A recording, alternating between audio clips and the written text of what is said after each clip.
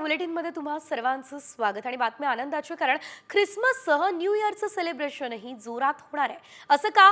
तर आज आणि 31 डिसेंबर शिवाय पहाटे 5 वाजेपर्यंत मद्य विक्री सुरू राहणार असल्याचं कळतंय. Hotel, restaurant, permit room, orchestra bar पहाटे 5 पर्यंत सुरू ठेवण्यास परवानगी आहे. आज आणि 31 डिसेंबर ते दुसऱ्या दिवशी पहाटे 5 पर्यंत पार्टी करता येणार आहे. मुंबई, नवी मुंबई, पुणे, ठाणे आणि नागपूरमध्ये पहाटे 5 पर्यंत आस्थापना सुरू असतील.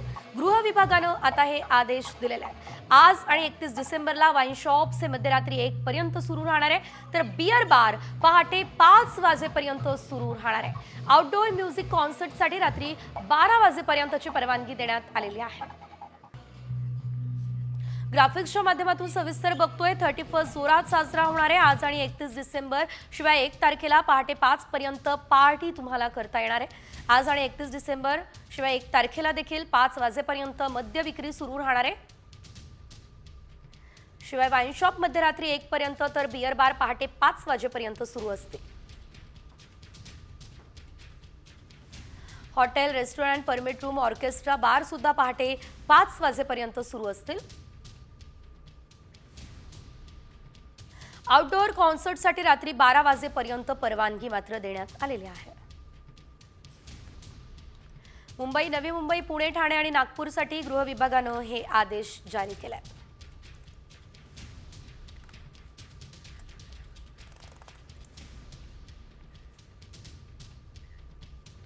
तर आपण बघितलं आता 31 आणि ख्रिसमस तर जोरात साजरी होणार आहे. मात्र आता आपण बघतोय सलगच्या सुट्ट्या नागरिकांना मिळाल्या आणि त्यामुळे या ख्रिसमस आणि न्यू इयरच्या सुट्ट्यांमुळे देवदर्शनाला सुद्धा मोठी गर्दी झालेली आहे. यामुळे तुळजाभवानीचं दर्शन आजपासून 1 जानेवारीपर्यंत 22 तास खुलं असेल. गर्दीच्या पार्श्वभूमीवर हा निर्णय घेण्यात आलेला आहे. तर शेगावमध्ये येणाऱ्या भाविकांसाठी देखील ही खुशखबर आहे, कारण 31 डिसेंबरला संत गजानन महाराज मंदिर रात्रभर खुलं असेल. राज्यासह देशभरातून शेगावमध्ये येणाऱ्या भक्तांच्या वाढत्या संख्येमुळे संत गजानन महाराज मंदिर प्रशासनानं हा निर्णय आता घेतलेला आहे.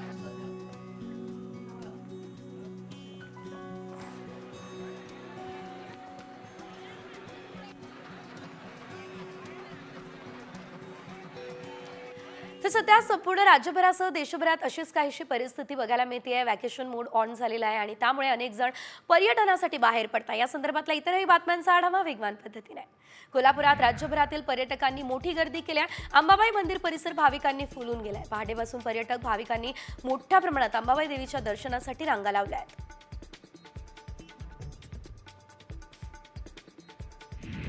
सलग सुट्ट्यांमुळे 12 ज्योतिर्लिंगांपैकी एक असलेल्या त्र्यंबकेश्वर मंदिरात भाविकांनी गर्दी केली.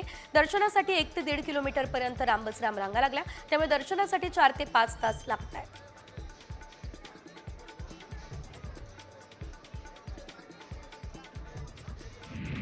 रत्नागिरीमध्ये नाताळ सुट्टीमध्ये पर्यटकांनी सर्वात जास्त पसंत कोकणाला दिली. गणपतीपुळ्यात पर्यटकांची गर्दी वाढली आहे. परिसर फुलून गेलाय. राज्याच्या कानाकोपऱ्यातूनच नाही तर देशभरातून पर्यटक गणपतीपुळ्यामध्ये दाखल झाले.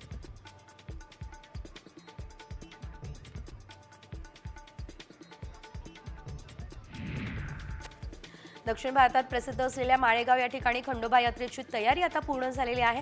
29 डिसेंबरपासून या यात्रेला सुरुवात होणार आहे. या यात्रेला 400 वर्षांची परंपरा लाभली आहे. मुख्यमंत्री आणि दोन्ही उपमुख्यमंत्री या यात्रेला हजेरी लावण्याची शक्यता आहे.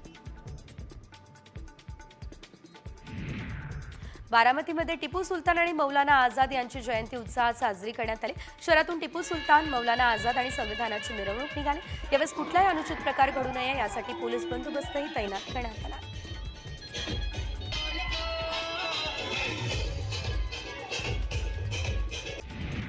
रायगडमध्ये नाताळ मोठ्या उत्साहात साजरा करण्यात आला. विविध चर्चमध्ये जाऊन ख्रिस्ती बांधवांनी प्रार्थना केल्या. चर्चवरती विद्युत रोषणाई याशिवाय सजावट करण्यात आलेली आहे.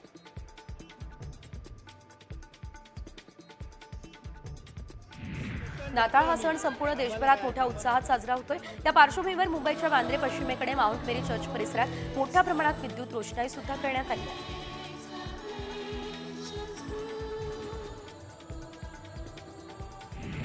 सोलापुरात मोठ्या उत्साहात ख्रिसमस साजरा करण्यात आलाय. शहरातील 7 रस्ता परिसरात फर्स्ट ख्रिस्ट चर्चला ख्रिश्चन बांधवांनी मोठी गर्दी केली.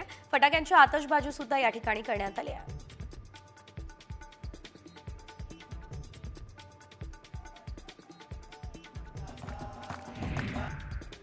अमरावतीमध्ये येशू ख्रिस्तांचा जन्मोत्सव थाटात साजरा झाला. नाताळच्या औचित्यानं शहरातील विविध चर्चवरती आकर्षक विद्युत रोषणाई झाली. नाताळच्या शुभेच्छा देण्यासाठी चर्चमध्ये नागरिकांनी गर्दी केली.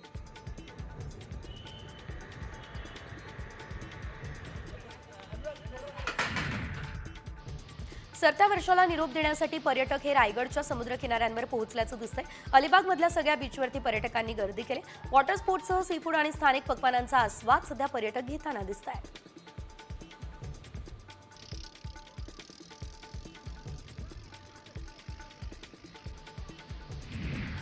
माथेरानमध्ये आता ई रिक्षा कायम धावणार आहे. 6 महिन्यांपूर्वी ई रिक्षांचा पायलट प्रोजेक्ट राबवण्यात आला. त्याची मुदत 25 डिसेंबर रोजी संपते. मात्र त्यानंतर सुद्धा ई रिक्षांची सुविधा कायम राहणार अशी ग्वाही मुख्याधिकाऱ्यांनी दिली आहे. त्यामुळे स्थानिक नागरिक आणि पर्यटकांना मोठा दिलासा मिळाला आहे.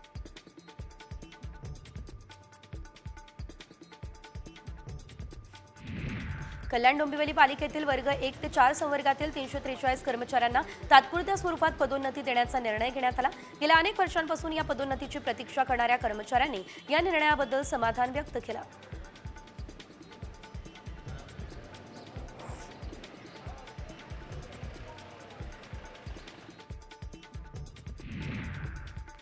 आणि आता मोबाईल वापरणाऱ्या प्रत्येकासाठी ही आनंदाची बातमी आहे. असं मी का म्हणतेय तर मोबाईल रिचार्जसाठी आता जादा पैसे मोजावे लागणार नाही आहे. कारण 10 रुपयांपासून टॉपअप प्लॅन उपलब्ध होणार आहे. कॉलिंग आणि SMS साठी देखील वेगळा स्पेशल प्लॅन मिळेल. मोबाईल कंपन्यांच्या मनमानीला चापल्यावर ट्रायने नवे नियम आता जारी केलेले आहेत. त्यामुळे 2G सिम कार्ड वापरणाऱ्यांना तर याचा सर्वात जास्त फायदा होईल. काही ग्राहकांना इंटरनेटची गरज नसते, त्यामुळे आता फक्त कॉलिंग आणि SMS साठी स्पेशल प्लॅन्स मिळतील. त्यामुळे देशातील 2G वापरणाऱ्या साधारणतः 15 कोटी ग्राहकांना याचा सर्वात जास्त फायदा होईल. ग्राफिक्सच्या माध्यमातून सविस्तर आपण जाणून घेऊया. व्हॉइस आणि SMS पॅक वेगळे मिळणार आहेत. ग्राहकांना केवळ अत्यावश्यक सेवांसाठीच पेमेंटचा पर्याय असेल. स्पेशल टॅरिफ व्हाउचरची मर्यादा 90 वरून 365 दिवसांची आहे. 10 रुपयांचे टॉपअप व्हाउचर देखील मिळतील.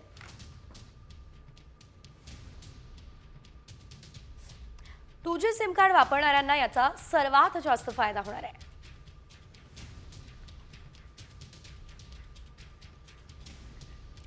तर गेल्या काही वर्षांपूर्वी ज्या प्रकारे व्हाउचर्सची सुविधा उपलब्ध होती त्या प्रकारे आता ती सुविधा पुन्हा एकदा उपलब्ध होणार आहे. त्यामुळे आता नागरिकांमध्ये आनंद दिसतोय. यानंतर इतरही बातम्यांचा घेऊयात वेगवान आढावा. मुंबईकरांसाठी पुढच्या 6 वर्षांमध्ये 30 लाख रोजगार मिळणार आहे. महायुती सरकारने तसं लक्ष ठेवलंय. सेवा क्षेत्रासह गृहनिर्माण, बंदर विकास, पायाभूत सुविधा या क्षेत्रांमध्ये ही रोजगार निर्मिती केली जाईल.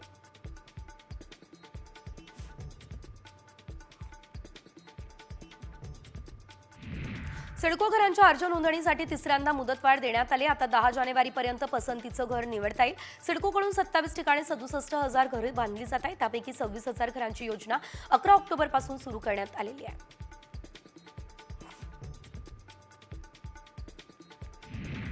MPSCच्या परीक्षांची तारीख आता जाहीर झाली. गट ब परीक्षा 2 फेब्रुवारीला तर गट क परीक्षा 4 मेला होणार आहे. तर उमेदवारांना 26 डिसेंबर शिवाय 6 जानेवारीपर्यंत अर्ज करता येईल.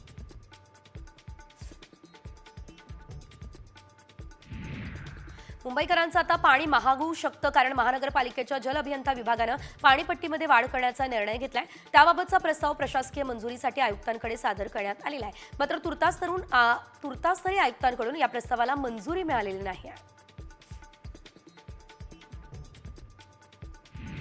ठाण्यातील बारवे गुरुत्ववाहिनीवरती कटाई नाका ते मुकुंदपर्यंतच्या जलवाहिनीवरती देखभाल दुरुस्तीचं काम केलं जाईल. त्यामुळे ठाण्यातील काही भागात गुरुवारी रात्री 12 तर शुक्रवारी रात्री 12 पर्यंत पाणी पुरवठा बंद असेल.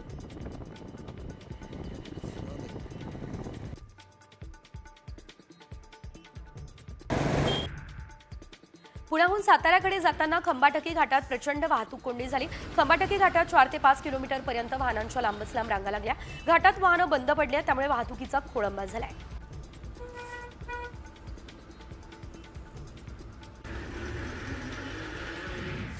उरण बेलापूर या रेल्वेच्या समस्यांबाबत उरणचे आमदार महेश बालदे यांनी आता मुंबई मध्य रेल्वेचे महाव्यवस्थापक यांची भेट घेतली. यावेळेस महाव्यवस्थापक यांनी उरण रेल्वेच्या फेऱ्या लवकर वाढवणार असं आश्वासन दिलंय.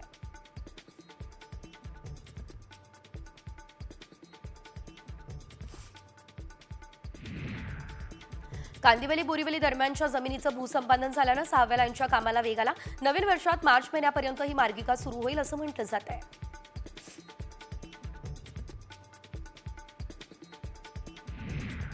दहिसर ते मीरा भाईंदर मेट्रो 9 मार्गिकेचं काम पूर्ण होत आलंय. त्यामुळे येत्या 6 महिन्यांमध्ये या मेट्रो मार्गिकेच्या पहिल्या टप्प्याचं काम केलं जाईल. त्यानुसार जून 2025 पर्यंत या मेट्रोचा पहिला टप्पा सुरू होईल.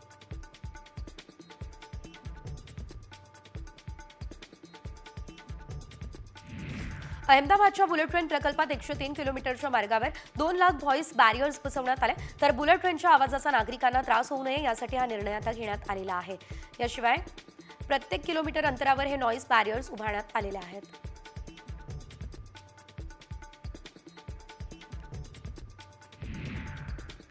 नवी मुंबईच्या विमानतळावर 31 डिसेंबरला विमान उड्डाणांची चाचणी सुरू होईल. त्यामुळे एप्रिल 2025 पासून विमानांना उड्डाण करण्याची परवानगी मिळेल. विमानतळाला पोहोचण्यासाठी प्रवाशांना मेट्रो, द्रुतगती महामार्ग, अटल सेतू हा पर्याय आता उपलब्ध असणार आहे.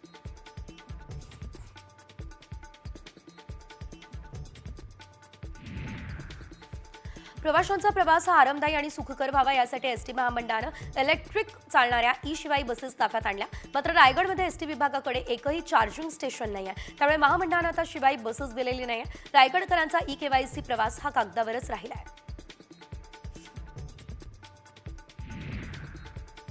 बेस्टला विविध विकास कामांमुळे बसमार्ग बदलावा लागतोय. त्यामुळे बेस्टच्या महसुलावरही याचा परिणाम झालाय. शिव येथील उड्डाणपुलाचं काम सुरू असल्याने तब्बल 6 बसमार्ग वळवावे लागले.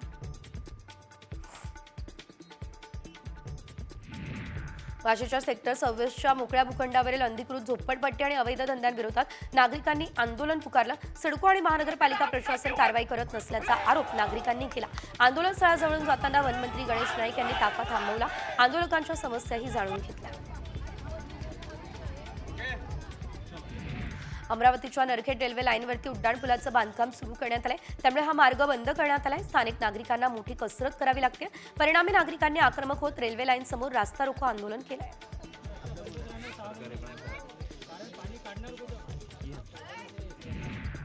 जालना पालिका प्रशासनानं प्लास्टिकचा साठा करणाऱ्यांवरती आता कडक कारवाई केली आहे. दुकानदार आणि आस्थापना चालकांवर केलेल्या कारवाईमध्ये 650 किलो प्लास्टिक जप्त करण्यात आलाय. शहरातील सर्व दुकानदार, आस्थापना याशिवाय नागरिकांनी प्लास्टिकचा वापर करू नये, अन्यथा कडक कारवाई करू असा इशारा पालिकेने दिलाय.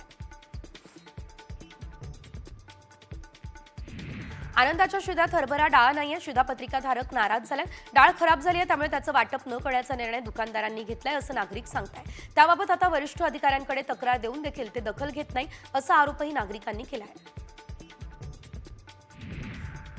अंबरनाथच्या सर्वोदय नगरमध्ये पाणी टंचाई ही मोठी समस्या झाली आहे. पुरेसं पाणीच मिळत नाही. त्यामुळे स्थानिकांनी महाराष्ट्र जीवन प्राधिकरण कार्यालयावरती धडक मोर्चा काढलाय.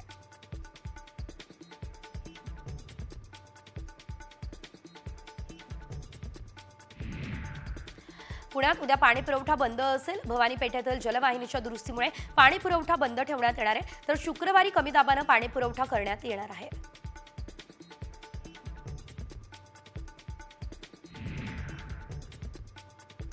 पुणे महानगरपालिकेच्या भरारी पथकाच्या ताफ्यात आणखी 10 गाड्यांचा समावेश करण्यात आलाय. पालिकेच्या घनकचरा विभागाच्या भरारी पथकाच्या कारवाईमध्ये वाढ होण्यासाठी 10 गाड्या प्रशासनानं उपलब्ध करून दिल्या आहेत.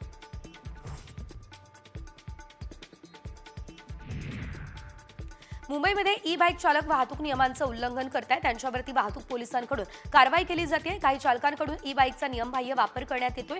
याशिवाय या बाईक विविध ठिकाणी उभ्या केल्या जात आहेत. त्यामुळे आता कारवाई केली जाते. दूषित अन्नसेवनापासून परावृत्त करण्यासाठी मुंबई महापालिकेने पुढाकार घेतला. पालिका हद्दीतील सुमारे 10,000 परवानाधारक खाद्य विक्रेत्यांना अन्न सुरक्षा नियमांचं प्रशिक्षण देण्याचा निर्णय पालिकेकडून घेण्यात आला. या प्रशिक्षणामुळे मुंबईकरांचं आरोग्य निरोगी राहण्यासही मदत मिळणार आहे.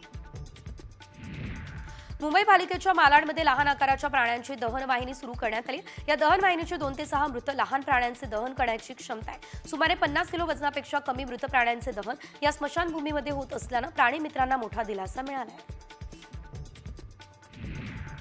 धारावीकरांना नवीन घरांचा ताबा मिळाला. त्यानंतर पुढची 10 वर्ष कोणताही मेंटेनन्स भरावा लागणार नाही. रहिवासी नव्या घरात गेल्यानंतर पुढील 10 वर्ष संबंधित सोसायटीच्या देखभालीची जबाबदारी बिल्डरची असेल. त्यामुळे धारावीमधल्या रहिवाशांना मोठा दिलासा आहे.